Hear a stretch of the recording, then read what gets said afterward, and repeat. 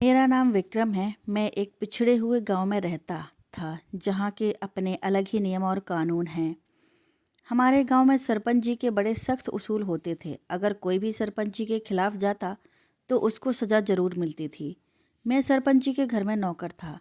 सरपंच जी ने अपनी हवेली के पीछे एक छोटी सी कोठरी बनाई हुई थी। गांव में कोई भी चोरी करता, किसी औरत की इज्जत पर हाथ डालता या किसी को मारने की कोशिश करता तो उसे सज़ा दी जाती थी। हमारे गांव में पुलिस का कोई कानून नहीं था, क्योंकि सरपंच जी ही फैसला करते थे और सारे गांव वाले सरपंच जी के फैसले पर अपना सर झुका दिया करते थे। हमारे गांव के सरपंच इतने अच्छे और पक्के फैसले किया करते थे कि कोई भी आरोपी जुर्म करते समय 10 बार सोचता था। यही वजह थी कि हमारे गांव में कभी कोई दुर्घटना नहीं हुई थी। मैं सरपंच जी का एक खास नौकर था। सरपंच जी ने मुझे आरोपियों की देखभाल करने के लिए रखा था। सरपंच जी ने अपनी कोठरी को जेल की तरह बनाया हुआ था। जेल के अंदर हर तरह का आरोपी पाया जाता था। उनको खाना देना, उनको उनकी ज़रूरत का सामान देना, यह सारे काम करने की जिम्मेदारी मेरी ही थी। अगर हमारे गांव में कोई किसी औरत की इज्जत खराब करता या फिर किसी को जान से मार देता तो उसे गोली मारकर जान से मारने की सजा भी रखी गई थी। आप लोगों ने देखा होगा कि पुलिस स्टेशन में जमानत के तौर पर आरोपी को छुड़ा लिया जाता है, लेकिन हमारे गांव में सरपंच जी के फैसले के बिना तो एक पत्ता भी नहीं हिलता था। सरपंच जी की कोठरी में एक लड़का बंद था। सुना था कि 2 दिन बाद इस लड़के को गोली मार दी जाएगी। वो लगभग 19 साल का लड़का था। ये लड़का इतना मासूम था कि इसे देखकर लग ही नहीं रहा था कि ये आरोपी है। इसके चेहरे के एक्सप्रेशन बड़े मासूमियत भरे थे। जब मैं कोठरी में उसके कमरे की तरफ जाता तो वो एक गहरी सोच में बैठा हुआ दिखता था। मुझे उसके लिए सबसे ज़्यादा दुख इस बात का था कि 2 दिन बाद बेचारे की मौत होने वाली थी। लगभग 19 साल की उम्र में वह इस दुनिया को छोड़कर जा रहा था, जबकि अभी उसने इतनी सी उम्र में देखा ही क्या था। वो तो बहुत कम उम्र का लगता था। मेरा उस लड़के से पूछने का दिल चाहता था कि तुम्हें किसकी वजह से और किस जुर्म की वजह से यह सज़ा दी जा रही है कि इतनी हसीन दुनिया को छोड़कर तुम मरने जा रहे हो। मगर उसके चेहरे पर इतनी मायूसी होती थी कि मेरा उससे बात करने का दिल घबरा जाता था। सरपंच जी के घर में काम करते करते मेरा दिल भी सरपंच जी की तरह सख्त हो गया था, लेकिन इस लड़के को देखकर मेरा दिल पिघल जाता था और दिमाग में चारों तरफ सवाल घूमने लगते थे। मैं उस लड़के से बहुत सारी बातें पूछना चाहता था, मगर कोठरी के अंदर इस तरह की परमिशन नहीं थी कि हम किसी भी आरोपी से खुलकर बात कर सकें। आज मुझे सरपंच जी ने हुक्म दिया था कि उस 19 साल के लड़के को आज सजाए मौत दी जानी है। उसकी मौत के बारे में सुनकर मेरा दिल बुरी तरह से घबरा रहा था। मैं आज उस लड़के को सरपंच जी के पास लेकर जाने वाला था, क्योंकि सरपंच जी अपने हाथ से ही आरोपी को गोली मारते थे।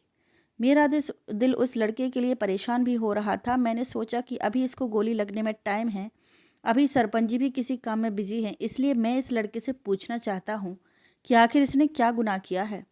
और फिर पुलिस के कानून की तरह हमारे गांव के कानून के हिसाब से भी हर आरोपी से उसकी आखिरी ख्वाहिश पूछी जाती थी। इसलिए यह काम भी मुझे ही दिया गया था। मुझे ही उस लड़के से उसकी आखिरी ख्वाहिश के बारे में पूछना था, क्योंकि हमारे गांव में सजाए मौत देने वाले आरोपी से पाने वाले आरोपी से उसकी आखिरी ख्वाहिश पूछी जाती है, क्योंकि यह आरोपी का इकलौता हक होता है जो कि उससे मरने से पहले दिया जाता है, चाहे वह अपनी पसंद का खाना खाना चाहे या फिर अपने पसंदीदा इंसान से मुलाकात करना चाहे। उसकी ख्वाहिश हमेशा पूरी की जाती है। इस लड़के का नाम सोनू था। इस लड़के से भी इसकी आखिरी ख्वाहिश पूछी जानी थी, लेकिन इस लड़के का कोई भी रिश्तेदार, इसके माता पिता या कोई भाई बहन, कोई भी इससे मिलने नहीं आया था। सिर्फ एक बूढ़ी औरत आई थी और वह बूढ़ी औरत इस लड़के के गले लगकर रो रही थी। वो बूढ़ी औरत उस लड़के को आशीर्वाद दे रही थी और बार बार दुआएं दिए जा रही थी कि तू एक सच्चा और ईमानदार इंसान है, भगवान तुझे जरूर यह सज़ा नहीं होने देगा और तुझे बचा लेगा। तू एक अच्छा इंसान है और भगवान हमेशा अच्छे लोगों की मदद करता है। ना जाने इस औरत का इस लड़के के साथ क्या रिश्ता था। इस लड़के की मौत तो होनी ही थी, क्योंकि सरपंच जी ने जो एक बार फैसला कर दिया वह पत्थर की लकीर बन जाता था। उस फैसले को कोई नहीं बदल सकता था। थोड़ी देर के बाद पता चला कि अचानक सरपंच जी की छोटी बेटी की तबीयत खराब हो गई है। उसकी तबीयत इतनी ज़्यादा खराब हो गई कि उसे शहर के अस्पताल लेकर जाना है। इसलिए सरपंच जी अपने चारों भाइयों के साथ मिलकर अपनी बेटी को शहर के अस्पताल लेकर चले गए थे और पता चला था कि लगभग 2 दिन के बाद सरपंच जी गांव वापस आएंगे। इसलिए मुझे आज ही सरपंच जी ने फ़ोन करके कहा था कि मैं सोनू को उसके रिश्तेदारों से मिलवा दूं, ताकि फिर बाद में सज़ा के टाइम पर ज़्यादा टाइम न लगे। मेरा मानना यह था कि शायद सोनू की आखिरी ख्वाहिश अपने रिश्तेदार या परिवार वालों से मिलने की रही होगी, तो वो इसके बाद कोई ख्वाहिश नहीं बताएगा, बस इसके बाद सुकून से मर जाना पसंद करेगा। मगर मैं ये नहीं जानता था कि उसकी आखिरी ख्वाहिश उतनी ही अनोखी और स्पेशल होगी। सोनू उस बूढ़ी औरत से मिलने के बाद वापस अपनी कोठरी में आ गया था। अब उसको 2 दिन जीने का और मौका मिल गया था, क्योंकि जब सरपंच जी आते तो वह अपने हाथ से सोनू को गोली मारते। मैं जब सोनू को कोठरी में बंद करने गया तो सोचा कि आज इससे थोड़ी बहुत बातचीत भी कर लेता हूँ, क्योंकि सरपंच जी भी गांव में मौजूद नहीं हैं। मैंने हिम्मत करते हुए सोनू से बात करने की कोशिश की थी। मैंने सोनू से कहा, सोनू, तुम्हारी मरने से पहले आखिरी ख्वाहिश तो पूरी हो गई है। वो बोला। वो मेरी तरफ चौंक कर देखने लगा और कहने लगा, कौन सी आखिरी ख्वाहिश? उसने बड़े तीखे अंदाज में कहा था। मैंने कहा कि हर मरने वाला इंसान की आखिरी ख्वाहिश यही होती है कि वह अपने मनपसंद लोगों से मिलना चाहता है, और तुम्हारी मुलाकात भी उस बूढ़ी औरत से हो गई है। सोनू कहने लगा, नहीं, यह मेरी कोई आखिरी ख्वाहिश नहीं है, बल्कि मेरी आखिरी ख्वाहिश तो बड़ी स्पेशल है, और मैं अपनी आखिरी ख्वाहिश को मरने से पहले पूरा करना चाहता हूँ। सोनू ने बड़े कॉन्फिडेंस के साथ जवाब दिया था। मैंने उससे सवाल किया कि बताओ, क्या ख्वाहिश है तुम्हारी जिसे तुम पूरा करना चाहते हो? सोनू मेरे हाथ पर हाथ रखकर कहने लगा, तुम मुझसे वादा करो कि तुम मेरी आखिरी ख्वाहिश को ज़रूर पूरा करोगे। मैंने हाँ, मैं हर मरने वाले की मरने से पहले उसकी आखिरी ख्वाहिश यहाँ पूरी जरूर की जाती है। ये तुम्हारा हक है। मैं उसकी कम उम्र देखते हुए उस पर तरस खाकर कहने लगा। वो कहने लगा, तो फिर ठीक है, मुझे किसी ऐसे जिम्मेदार इंसान के सामने पेश करो जिसको मैं अपनी आखिरी ख्वाहिश बता सकूं। मैं तुम्हें अपनी आखिरी ख्वाहिश नहीं बता सकता। ये मेरी बहुत स्पेशल ख्वाहिश है, इसलिए मैं अपनी यह ख्वाहिश सरपंच जी के सामने ही पेश करूंगा, और मैं जानता हूं कि तुम यह बात किसी दूसरे को नहीं बताओगे। मैंने उसकी बात को इग्नोर करने की कोशिश की और सोचा कि वह सजाए मौत का कैदी है, और 2 दिन के बाद तो उसकी मौत होनी ही है। मुझे इससे दुश्मनी करके क्या मिलेगा? मैंने उस लड़के से कहा कि सरपंच जी तो 2 दिन के बाद आएंगे, क्योंकि वह गांव से बाहर गए हुए हैं। उसने कहा, तुम उनसे बात कर लो, जब वह आ जाएं तो उनसे कहना कि मुझे उनसे बात करनी है, उसके बाद ही वह मुझे गोली मारें। मैंने सरपंच जी को फ़ोन करके सारी बात बता दी। जब 2 दिन बाद सरपंच जी गांव वापस आए तो मैंने उस लड़के का सामना सरपंच जी के साथ करवा दिया। सरपंच जी कहने लगे, बोलो लड़के, तुम्हारी क्या आखिरी ख्वाहिश है? मैं हैरान रह गया था सरपंच जी को देखकर कि सरपंच जी मरने वाले कैदी से इतने प्यार से बात कैसे कर सकते थे, क्योंकि आज तक तो सरपंच जी ने किसी से इस तरह बात नहीं की थी। हो सकता है शायद सरपंच जी भी उसकी गलती से वाकिफ़ होंगे और जानते होंगे कि उसने क्या गलती की है और उसे इस तरह की सज़ा क्यों दी जा रही है, क्योंकि ज़्यादातर कोठरी में ऐसे लोग ही बंद रहते थे जिनकी गलती छोटी और सज़ा बड़ी होती थी, ताकि आगे गलती करने से पहले लोग कई दफ़ा सोच सकें। फिलहाल जब उस लड़के से उसकी आखिरी ख्वाहिश पूछी गई तो उसने कहा कि सरपंच जी, मेरी उम्र अभी 19 साल है और अभी तक मेरी शादी नहीं हुई है। मैं ज़िंदगी में पहली और आखिरी बार शादी करना चाहता हूँ, और शादी करके एक दिन अपनी पत्नी के साथ हंसी खुशी गुजारना चाहता हूँ। उसकी ख्वाहिश सुनकर तो सरपंच जी के साथ साथ मेरे भी होश उड़ गए थे, लेकिन सरपंच जी ने अक्लमंदी और होश से काम लिया। सरपंच जी कहने लगे कि हम तुम्हारी शादी तो करवा देंगे, लेकिन गांव में ऐसा कौन है जो तुम्हें अपनी बेटी देगा, और ऐसी कौन लड़की है जो तुमसे शादी करेगी? तुम्हारे परिवार के बारे में भी कुछ अता पता नहीं है। तुम अभी छोटे हो और तुम कोई काम भी नहीं करते, और फिर सबसे आखिरी बात तो यह है कि तुम मरने वाले हो, और मरने वाले इंसान को भला कौन अपनी बेटी दे सकता है? क्यों तुम अपना यह आखिरी मौका गंवा रहे हो? तुम्हें कुछ अपनी पसंद का खाना है या फिर किसी पसंदीदा इंसान से मिलना है तो बताओ, हम तुम्हारे लिए सब कुछ करने को तैयार हैं, क्योंकि तुम इस दुनिया से जा रहे हो। यह हमारे लिए बहुत बड़े दुख की बात है, मगर हमारे गांव का कानून बहुत सख्त है और हम अपना कानून बदल नहीं सकते। हमारा कानून सबके लिए बराबर है, चाहे कोई उम्र में छोटा हो, मासूम हो या फिर ज़्यादा उम्र का बूढ़ा हो। सबके लिए कानून बराबर है और जिसका जैसा गुनाह होगा उसको उसी के हिसाब से सजा भी दी जाती है। और तुम्हारा आरोप कोई छोटा आरोप नहीं है जो तुम्हें छोड़ दिया जाए, इसलिए तुम्हें मरना तो होगा ही, ताकि तुम जैसी गलती गांव का कोई भी इंसान दोबारा ना करे। हम किसी भी आरोपी को बेवजह सजा नहीं देते। आरोपी जुर्म करता है, उसको उसके जुर्म की सजा ही दी जाती है। किसी के साथ नाइंसाफ़ी नहीं की जाती। लेकिन अब तुम ही कोई ढंग की ख्वाहिश के बारे में बता दो जिसको हम पूरी कर सकें। सरपंच जी ने कहा कि मैं यकीन से कह सकता हूँ कि गांव की कोई भी लड़की तुमसे शादी करने को तैयार नहीं होगी, और फिर हम कैसे तुम्हारी शादी किसी के साथ करवा दें, क्योंकि तुम एक आरोपी हो। सोनू बहुत कॉन्फिडेंस के साथ कहने लगा, सरपंच जी, मैं कब आपसे कह रहा हूँ कि आप मेरी शादी करवा दो। मैं आपको एक ऐसा तरीका बताता हूँ कि मेरी शादी खुद ब खुद हो जाएगी और मेरी ख्वाहिश भी पूरी हो जाएगी। सोनू की बात सुनकर हम सबके कान खड़े हो गए। हम सोचने लगे कि सोनू कहीं सरपंच जी के घर की कोई औरत या फिर कोई नौकरानी के साथ शादी करने की डिमांड ना रख दे। सोनू ने कहा कि आप सारे गांव में ऐलान करवा दो कि सोनू, जिसका पूरा नाम सुरेंद्र है, जो कि अपनी कोठरी आपकी कोठरी में बंद है और उसे गोली मारकर उसके जुर्म की सजा दी जानी है वाली है, ये लड़का सोनू किसी लड़की से शादी करना चाहता है। कोई लड़की है जो एक दिन के लिए उसकी मरने से पहले उसकी पत्नी बन सके। अब ये बात थी तो बहुत बेतुकी, लेकिन सोनू ने हमसे वादा लिया कि अगर कोई लड़की मुझसे शादी करने के लिए राजी हुई तो आप उसे रोकेंगे नहीं और मेरी शादी उस लड़की के साथ करवा देंगे, और सुबह होने तक वह लड़की मेरे साथ ही रहेगी। सोनू की अक्लमंदी ने हमें भी परेशान कर दिया था। उसकी ख्वाहिश ऐसी थी कि हम लोग परेशान हो गए थे। सरपंच जी ने कहा, ठीक है, हम सारे गांव में ऐलान करवा देंगे, लेकिन हमें पूरा यकीन है कि तुमसे शादी करने के लिए कोई लड़की तैयार नहीं होगी। कोई भी लड़की तुम जैसे लड़के से शादी क्यों करके अपना फ्यूचर बर्बाद क्यों करेगी।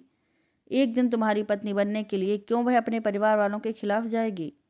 मैंने भी सोनू को यही सब समझाया, लेकिन सोनू ने मेरी कोई बात नहीं सुनी। सोनू ने यही कहा कि सारे गांव में ऐलान करवा दो, लेकिन अगर उसके बाद भी कोई लड़की नहीं आई तो मैं कोई ख्वाहिश नहीं रखूँगा, फिर चाहे उसके बाद आप मुझे गोली मारकर मेरी हत्या कर देना। हमने सोनू की ख्वाहिश पर ध्यान देते हुए सारे गांव में ऐलान करवा दिया। साथ में यह भी बता दिया कि वह एक जुर्म का कैदी है और उसकी सज़ा गोली मारकर उसको दी जाएगी। उसकी ख्वाहिश पूरी होते ही उसको उसके जुर्म की सज़ा दे दी जाएगी। उसके बाद वह इस दुनिया से चला जाएगा। अगर कोई लड़की फिर भी इस लड़के से शादी करना चाहती है तो वह सरपंच जी के घर आ जाए, वहाँ से उसे कोठरी के कमरे में पहुँचा दिया जाएगा। हम सारे लोगों को तो यह सब मजाक ही लग रहा था। हमने तो उस लड़के की ख्वाहिश पूरी कर दी थी। लेकिन पूरे 1 घंटे के बाद एक नौकर भागता हुआ सरपंच जी के पास आया और कहने लगा कि एक 18 साल की लड़की आई है और दुल्हन के कपड़े पहने हुए है और उसके साथ पंडित जी भी मौजूद हैं। मुझे उसकी बात पर बड़ी हैरानी हुई। मुझे लगा शायद वह नौकर किसी और को समझ रहा है, पर जब मैं और सरपंच जी बाहर गए तो देखकर हैरान रह गए कि सामने एक खूबसूरत और जवान लड़की, जिसकी उम्र 18 साल होगी, वह दुल्हन बनी खड़ी हुई थी और उसके साथ पंडित जी भी थे। पंडित जी को देखकर ऐसा लग रहा था कि वह इस लड़की की शादी करवाने के लिए तैयार हो गए हैं। पंडित जी के पास पूजा की सारी सामग्री भी थी, जबकि लड़की खूब अच्छी तरह से तैयार थी। उसके कपड़े और तैयारी देखकर लग रहा था कि शायद वह हमारे ऐलान के इंतजार में ही बैठी हुई थी। अब तो मुझे सोनू पर शक होने लगा था। हो सकता है कि उसने इस लड़की को बुलाने के लिए ही ऐसा किया हो। एक दिन के लिए वह इस लड़की से मिलकर क्या कर लेगा। ये लड़की कौन है? मैं पंडित जी से पूछा था कि यह लड़की कौन है, क्या आप इस लड़की को जानते हैं? पंडित जी ने मना कर दिया कि मैं इस लड़की को नहीं जानता। ये मेरे पास आई थी और इस लड़की ने शादी का लहंगा पहना हुआ था। कहने लगी, मुझे सरपंच जी के घर लेकर चलो, मुझे सोनू से शादी करनी है। मुझे नहीं पता कि इस लड़की के दिमाग में क्या चल रहा है। मैंने तो इस लड़की को बहुत समझाया कि यह ऐसे लड़के के साथ शादी ना करे जो खुद मरने वाला है, मगर यह लड़की मेरी कोई बात सुनने के लिए तैयार नहीं है। कह रही है कि मुझे तो बस सोनू से ही शादी करनी है। मैं इस लड़की को बता चुका हूँ कि वह लड़का मौत के घाट उतरने वाला है। सरपंच जी की गोली मारकर उसे मौत के घाट उतारने वाले हैं, मगर यह बात मानने के लिए तैयार नहीं है। कहती है, कोई बात नहीं, भले ही मैं एक दिन सोनू के साथ रहूँगी, मगर मेरी भी चाहत पूरी हो जाएगी, क्योंकि मैं सोनू से सच्ची मोहब्बत करती हूँ। हमें नहीं पता कि सोनू को कोई लड़की इतना भी चाह सकती है कि किसी लड़के के लिए अपना सब कुछ छोड़ने को तैयार है। यह बात बड़ी अजीब थी, लेकिन फ़िलहाल हमारा तो काम सोनू की ख्वाहिश को पूरी करना था।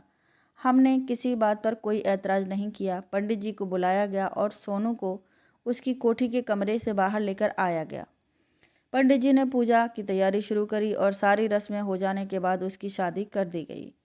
सोनू ने कहा कि अब ख्वाहिश के मुताबिक और वादे के मुताबिक आप लोग मेरी पत्नी को कोठरी के कमरे में मेरे साथ भेज दो, ताकि मैं इसके साथ बातें कर सकूं और सारा दिन बस हम अपनी पुरानी यादें ताज़ा करेंगे। उसके बाद रात को यह चली जाएगी और इसके जाने के बाद आप मुझे गोली मार कर सजा दे देना। फिर मेरी कोई चाहत नहीं रहेगी, क्योंकि मेरी मोहब्बत मुझे मिल गई है। मैं यह सब कुछ सुनकर हैरान रह गया। सोनू की बातें सुनकर मेरी आंखों में आंसू आ गए थे। सच्ची मोहब्बत सच्ची ही होती है। मैं अपने दिल में यही सब सोच रहा था। यह नहीं जानता था कि इस सब के पीछे कितनी बड़ी कहानी छुपी हुई है, जो हमारे भी होश उड़ा देने के लिए काफ़ी है। सरपंच जी ने मुस्कुराते हुए मुझे इशारा किया कि तुम इस लड़की को सोनू के कमरे में बंद कर दो। वहाँ पर तो सिर्फ एक ही बिस्तर मौजूद था, जो कि सोनू का था, और कैदी को कैदी की तरह ही रखा जाता था। गर्मी बहुत ज़्यादा थी। कोठरी के कमरे में पंखा भी नहीं लगा हुआ था। सारे कैदी गर्मी में ही रहते थे। सरपंच जी ने कहा कि यह भी गर्मी में ही रहेगी, तो खुद ही तंग आकर थोड़ी देर में यहाँ से बाहर निकलने के लिए कहेगी। मैं भी अपने दिमाग में यही सब सोच रहा था। मैं इस लड़की को सोनू के कमरे में लेकर चला गया, लेकिन वहाँ तो बड़ी मुश्किल से एक इंसान ही ठीक से रह पाता था। दूसरे के रहने की गुंजाइश ही नहीं थी। इन दोनों को कमरे में बंद कर दिया और फिर मैं बाहर आ गया। मुझे लगा था कि थोड़ी देर बाद वह लड़की खुद ही तंग आ जाएगी, मगर मुझे उन दोनों के हल्के हल्के बोलने की आवाज़ आने लगी। ऐसा लग रहा था कि कोई कुछ बोलने की कोशिश कर रहा है। मुझे शक हुआ था, शायद यह दोनों अपने कमरे का दरवाज़ा खोलने की कोशिश कर रहे थे, मगर मैं बेफिक्र था। मैं जानता था कि कमरे का दरवाज़ा खोलना इतना आसान बात नहीं है, क्योंकि दरवाज़ा बहुत मजबूत था और मैं खुद उसको अपने हाथों से ताला लगा कर आया था, और ताले की चाबी भी मेरे पास ही मौजूद थी। मेरी कोशिश यही थी कि सोनू आखिरी टाइम अपनी महबूबा से दिल खोलकर बातें कर ले। मुझे इन दोनों में फ़िलहाल कोई इंटरेस्ट नहीं था। वो दोनों बातें कर रहे थे, ना तो मैं बातें सुन रहा था, ना ही मैंने ध्यान दिया। मुझे बेफिक्र करने के लिए सिर्फ एक ही बात काफ़ी थी, क्योंकि सोनू के कमरे के दरवाजे पर एक मजबूत ताला लगा हुआ था, और उस ताले को कोई भी चाहकर भी नहीं खोल सकता था, क्योंकि उसकी ताले की चाबी मेरे पास मौजूद थी। इसकी कोई दूसरी चाबी नहीं थी। सारे कैदियों के कमरों की चाबी मेरे पास ही रहती थी। काफ़ी देर गुजर गई और मुझे नींद आने लगी। तभी मैंने कोठरी के बाहर दरवाजे पर एक कुर्सी रख ली और मैं बैठे बैठे सो गया। मुझे सोए हुए अभी 10 मिनट ही हुए होंगे, तभी अचानक चीखों की आवाज़ें आने लगीं। मैं जैसे ही अंदर पहुंचा तो जो लड़की सोनू से शादी करके यहाँ आई थी और कोठरी के कमरे में बैठी हुई थी, उसने कहा, मुझे यहाँ से बाहर निकालो। अब मैं सोनू के साथ 1 मिनट भी नहीं रह सकती। मुझे लगा कि सोनू ने शायद इस लड़की के साथ कोई बदतमीजी ज़रूर की होगी, तभी तो वह इतनी परेशान नज़र आ रही है। वो लड़की कहने लगी, मेरे घर वाले मेरा इंतज़ार कर रहे होंगे, इसलिए मुझे घर जाना है, और अब सारा दिन मैं यहाँ पर गुजार चुकी हूँ। मेरे जाने का टाइम भी हो गया है। मैंने जल्दी जल्दी कमरे का दरवाज़ा खोला और उस लड़की को आज़ाद कर दिया, और सोनू को कमरे के अंदर बंद करके वापस मैं अपने घर की तरफ चला गया, और मैं अपने घर जाकर सो गया। मैं इस बात से बेफिक्र था कि सुबह जब मैं सरपंच जी की हवेली में जाऊंगा तो मेरे लिए एक नई मुसीबत खड़ी होगी। जब मैं सुबह सरपंच जी के घर गया तो सरपंच जी कहने लगे, वो लड़का जिसका नाम सोनू है वह कहाँ चला गया? मैंने कहा, सरपंच जी आप ऐसा क्यों कह रहे हो? सोनू अपने कमरे में ही होगा, और आप ऐसा क्यों पूछ रहे हो? सरपंच जी कहने लगे, वह अपने सेल में नहीं है, जाकर देखो। मैंने अपने एक साथी को कोठरी के अंदर भेज दिया कि वह सोनू को लेकर आए। मैंने उससे कहा कि तुम कमरे को खोलकर उसके अंदर जाकर देखो, वहाँ पर वह छुपा बैठा है। सरपंच जी मेरी तरफ देखकर कहने लगे, तुम जाओ और देखो कि वहाँ कहाँ है, कहीं तुमसे कोई गलती तो नहीं हो गई। मैंने सरपंच जी से यह तो कह दिया था कि मैं जाकर देखता हूँ, पर मेरा दिल ज़ोर ज़ोर से धड़क रहा था। मुझे तो ठीक से सांस भी नहीं आ रही थी। अगर सोनू गायब हो गया या उसने मुझे कोई चकमा दे दिया तो सरपंच जी मुझे नहीं छोड़ेंगे। फिलहाल मैं जल्दी जल्दी सोनू के कमरे की तरफ चला गया। वहाँ तो पूरी तरह अंधेरा छाया हुआ था। कमरे की लाइट भी बंद थी। मैंने बाहर से ही सोनू को आवाज़ दी, लेकिन उसकी कोई आवाज़ नहीं आई। मैंने लाइट ऑन करके देखा तो सोनू ज़मीन पर बेहोश पड़ा हुआ था। ऐसा लग रहा था जैसे मर चुका है। मैंने जल्दी से दरवाज़ा खोला और कमरे के अंदर चला गया। जैसे ही मैंने सोनू को पलटकर उसका चेहरा देखा, मेरे पैरों तले से ज़मीन निकल गई। इतनी देर में सरपंच जी भी वहाँ पहुँच चुके थे।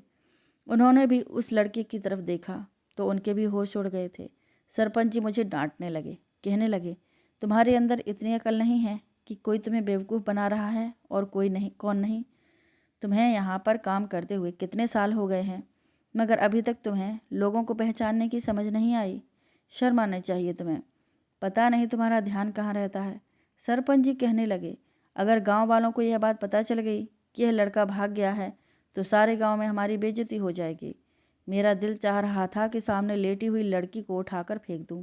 इन दोनों लड़का लड़की ने मिलकर मेरे साथ बहुत बड़ा धोखा किया था, जिसे भुलाया नहीं जा सकता था। आज पहली बार सरपंच जी ने मुझ पर डांट लगाई थी, वरना मैं अपना काम पूरी ईमानदारी से करता था। मैंने तो सोचा था कि यह लड़की जो दुल्हन बनकर सोनू से मिलने के लिए आई है, सोनू की मोहब्बत में पागल है, उसकी दीवानी पड़ी हुई है, तभी उसकी खातिर उससे शादी करने मिलने भी आ गई। मगर मैं यह नहीं जानता था कि सोनू ने इसे हमें धोखा देने के लिए इस्तेमाल किया है। वह खुद दुल्हन के कपड़े पहनकर यहाँ से भाग गया था और इस लड़की को अपने कपड़े पहना कर यहाँ पर छोड़ गया था। अब इस लड़की को हम सोनू की जगह सज़ा तो नहीं दे सकते थे, क्योंकि सज़ा का हकदार तो सोनू था, इसलिए सज़ा भी उसे ही मिलनी थी। अब इस लड़की को हम कुछ नहीं कर सकते थे, जबकि यह लड़की सोनू के कपड़े पहनकर हमारे सामने बैठी हुई थी। वो लड़की कहने लगी, आप लोगों ने सोनू के साथ अच्छा नहीं किया। उसने कोई गलती नहीं की जिसकी सज़ा उसे मौत के रूप में दी जा रही है। और मेरी आंखों में आंखें डालकर वह लड़की कहने लगी, यह बात तो वक्त साबित कर देगा। उस लड़की ने मेरी आंखों में आंखें डालकर यह बात कही तो मुझे उस पर और भी ज़्यादा गुस्सा आने लगा, मगर मैं कुछ नहीं कर सकता था। सरपंच जी ने सारी नौकरों को हुक्म दिया कि जल्द से जल्द सोनू को ढूंढा जाए, वरना अच्छा नहीं होगा। और सरपंच जी ने मुझे साफ साफ कह दिया था कि तुम्हें भी लापरवाही करने की सज़ा दी जाएगी। हमें इस लड़के को सजाए मौत देनी थी, इसको मौत के घाट उतारना था, लेकिन वह लड़का हमें चकमा देकर भाग गया है। बड़े अफसोस की बात है। सरपंच जी मुझसे कहने लगे, मैंने तुम पर भरोसा करके तुम्हें यह काम सौंपा था। मुझे नहीं पता था कि तुम इतनी बड़ी लापरवाही कैसे कर सकते हो। अब तुम कुछ भी करके उस लड़के को मेरे सामने लाकर हाजिर करो, वरना तुम्हारी नौकरी को खतरा हो सकता है। ये बात सुनकर मैं घबरा गया था। मैं समझ नहीं पा रहा था कि इतना बड़ा धोखा मेरे साथ कैसे हो सकता है। आज तक मैंने कोई गलती नहीं की थी। सरपंच जी को मुझ पर बहुत भरोसा था और इसीलिए वह भरोसे वाला काम मुझ पर सौंपा करते थे, लेकिन आज इस लड़के की वजह से मेरे भरोसे पर भी उंगली उठ गई थी। मैंने इस लड़के का पर भरोसा किया और इस लड़की पर तरस खाया। तरस खाकर ही इन दोनों की शादी कर दी और अब इन दोनों ने मेरी ही आंखों में धूल झोंक दी। मगर अब मेरे पास सिर्फ एक ही चारा था कि हम इस लड़की के माता पिता तक पहुँचें या फिर सोनू को ढूंढ निकालें। सोनू रात के अंधेरे में कहाँ गया था, हमें इस बात का बिल्कुल भी पता नहीं था, क्योंकि वह यहाँ से रात के 2-2:30 बजे निकल गया था। मगर मुझे इस लड़की पर हैरत हो रही थी। अब इन दोनों लड़का लड़की के केस में मुझे और भी इंटरेस्ट आने लगा था कि आखिर वह लड़की कैसे सोनू की जगह पर बैठने के लिए तैयार हो गई थी और इसमें सोनू को अपना पति भी मान लिया था, और कैसे इसने सोच लिया कि सोनू के हिस्से की सज़ा इसे दे दी जाएगी। इतनी मोहब्बत किसी आरोपी से तो कोई लड़की कर नहीं सकती। इतनी मोहब्बत किसी आरोपी से तो बिल्कुल नहीं की जा सकती। अगर सोनू गलत लड़का था तो यह लड़की उससे इतनी मोहब्बत कैसे कर सकती है। मैंने इस लड़की से इसके माता पिता के बारे में पूछा तो उसने मुझे साफ साफ बता दिया कि मैं गांव के एक गरीब परिवार से बिलोंग करती हूँ। मैं किसान की बेटी हूँ। मेरे पिता की मौत 4 साल पहले हो गई थी। मेरे पिता इस दुनिया में नहीं हैं। सिर्फ मैं और मेरी माँ ही घर पर रहते हैं। इस लड़की की माँ को बुलाना तो कोई मुश्किल काम नहीं था, मगर मैंने सोचा कि जब लड़की मेरे सामने है तो क्यों ना मैं इस लड़की से ही सारी बातें पूछ लूँ। मैंने इस लड़की से सवाल किया, तुमने सोनू को यहाँ से भगाया है? उसके बाद जो इस लड़की ने मुझे बताया, वह सब सुनकर मुझे अपने कानों पर विश्वास नहीं हो रहा था। वो लड़की कहने लगी, मैं आपको सोनू के बारे में एक एक बात बताना चाहता हूँ। मैंने हैरत से उस लड़की की तरफ देखा। मैंने सोचा नहीं था कि वह इतनी आसानी से सारी सच्चाई बताने के लिए तैयार हो जाएगी। उसने बताया कि मैं सोनू से प्यार करती हूँ। सोनू शहर में रहता है, वह इस गांव का नहीं है। वह मेरे पिता के दोस्त का बेटा है जो कि शहर में रहते हैं। सोनू के पिताजी कभी कभी हमारे घर पर सोनू को हमारे यहाँ लेकर आ जाते थे, लेकिन जब से मेरे पिता की मौत हुई थी हम माँ बेटी अकेले हो गए थे। मेरे पड़ोस में रहने वाला लड़का मुझे पसंद करने लगा था, जबकि मैं सोनू से प्यार करती थी और सोनू भी मुझसे प्यार करता था। हम दोनों की उम्र कम थी, इसी वजह से हमारे परिवार वाले हमारी शादी के लिए राजी नहीं हो रहे थे। जब उस लड़के को पता चला कि मैं सोनू से प्यार करती हूँ और सोनू हर महीने हमारे घर का एक चक्कर ज़रूर लगाता है, एक दिन अचानक मेरी माँ की तबीयत खराब हो गई, इसलिए मेरी माँ को शहर के अस्पताल जाना पड़ा। मैं घर पर अकेली थी। तभी मेरे पड़ोस में रहने वाला लड़का मोहित इस बात का फ़ायदा उठाते हुए छत से हमारे घर पर कूद आया और मेरे साथ ज़बरदस्ती करने लगा। मैं अपने आप को बचाने की बहुत कोशिश कर रही थी, लेकिन जब मेरी इज्जत खराब करना चाहता था मैं ज़ोर ज़ोर से चिल्ला रही थी। घर का दरवाज़ा बंद होने की वजह से किसी को मेरी आवाज़ नहीं गई। मोहित ने मेरे साथ ज़बरदस्ती करने की बहुत कोशिश की और मैं खुद को हर तरह से मोहित से छुड़ाने की कोशिश कर रही थी। मैं घर से भाग जाना चाहती थी, लेकिन मोहित मुझे छोड़ ही नहीं रहा था। वह मेरी इज्जत खराब करने के लिए बिल्कुल तैयार था, लेकिन मैं फिर भी खुद को बचा रही थी और साथ ही साथ मोहित से यह भी कह रही थी कि मुझे छोड़ दो, तुम जो कुछ भी कर रहे हो यह सब ठीक नहीं है। लेकिन वह मेरी बात मानने के लिए तैयार नहीं था। जब उसने मेरी बात नहीं मानी तो मैंने अपने हाथ में चाकू ले लिया और मोहित के पेट में मार दिया। चाकू लगने की वजह से मोहित की मौके पर ही मौत हो गई। तभी अचानक घर का दरवाज़ा खोलकर सोनू भी आ गया। जब सोनू ने मेरे हाथ में चाकू देखा तो उसने यह इल्ज़ाम अपने सर ले लिया। धीरे धीरे आस पड़ोस के लोग भी हमारे घर में मौजूद हो गए और लोगों ने सोनू के हाथ में चाकू देखा तो उन्होंने इस बात का अंदाज़ा लगा लिया कि सोनू ने ही मोहित की हत्या की है। गांव वाले सोनू को सरपंच जी के पास पकड़कर ले आए। जब गांव वालों ने बताया कि हम लोग चश्मदीद गवाह हैं कि इस लड़के के हाथ में चाकू था और सामने मोहित की लाश पड़ी हुई थी। मोहित की फैमिली वालों ने भी सरपंच जी से यही कहा कि इस लड़के ने ही हमारे बेटे को मारा है। सरपंच जी, इस लड़के को कड़ी से कड़ी सज़ा होनी चाहिए।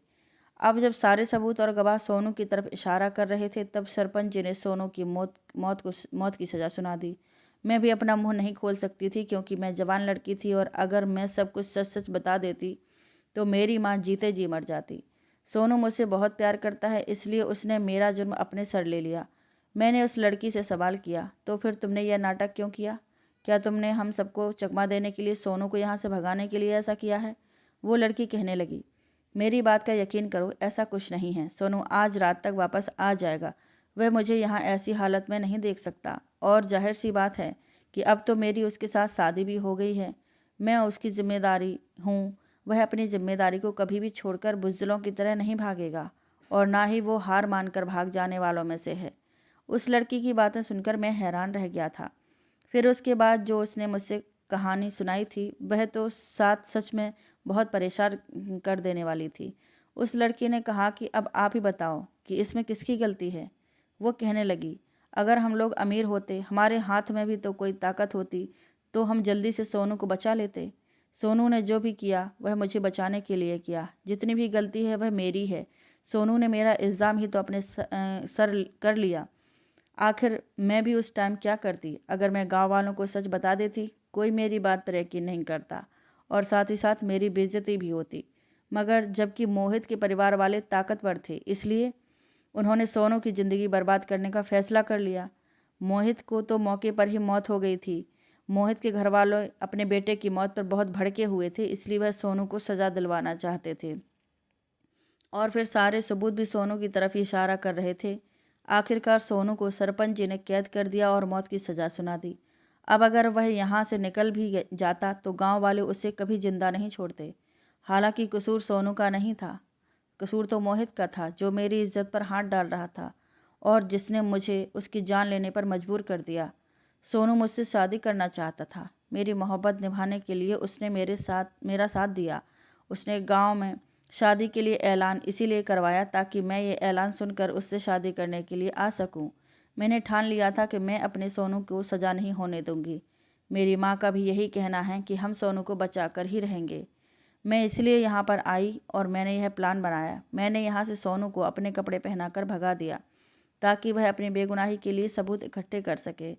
ये बात कहकर वह लड़की रोने लगी। मुझे समझ नहीं आ रहा था कि अब इस लड़की का क्या होगा।